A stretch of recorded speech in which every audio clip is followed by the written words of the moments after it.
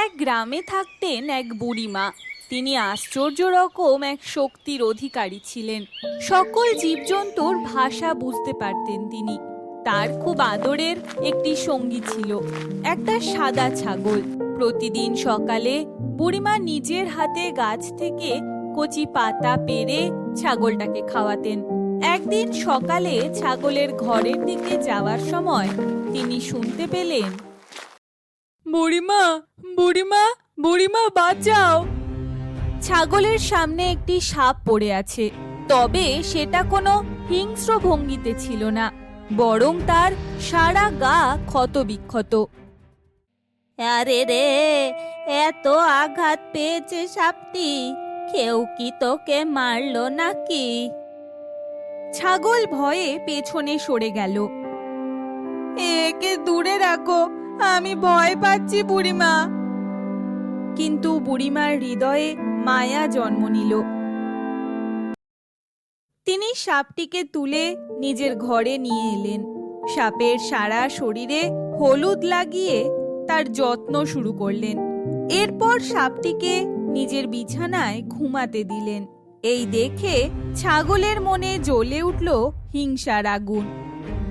আমি খেতে পাই না ঠিক মতো, আর তুমি তাকে বিছানায় শুতে দাও? তুই তো খেতে জানিস, গাছ থেকে ঘাস খেয়ে আয়, তোকে তো কেউ বাধা দেয়নি।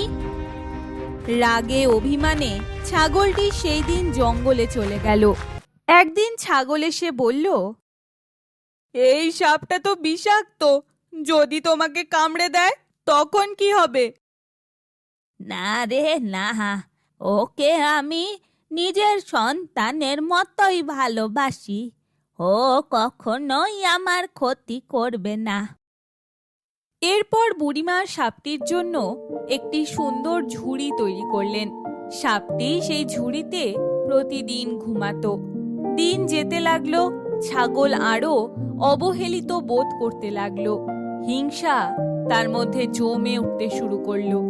একদিন ছাগল সাপটির ঝুড়ি লক্ষ্য করে ভাবল, সব সুখ শুধু ওর, আমি তো কিছুই পাই না। সে হঠাৎ করে ঝুড়িটির ওপর নিজের পা দিয়ে আঘাত করতে লাগলো। আর ঠিক তখনই বুড়িমা ঘরে ফিরে এলেন। এই এই ছাগল, আমার সাপটাকে মারছিস? দাঁড়া, তোকে আমি আর ছাড়বো না।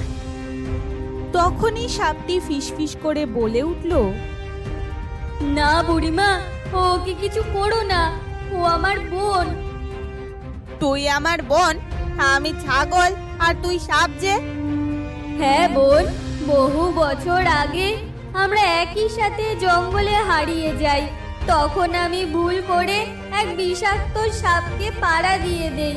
সেই সাপ আমাকে অভিশাপ দেয়। তুই এখন থেকে সাপ হয়ে ঘুরবি, যতদিন না নিজের পরিবারকে চিনতে পারিস। সেই থেকেই আমি সাপ, আর তুই আজও সেই ছাগল। ছাগলটি একথা শুনে স্তব্ধ হয়ে গেল। তার চোখে জল চলে এলো।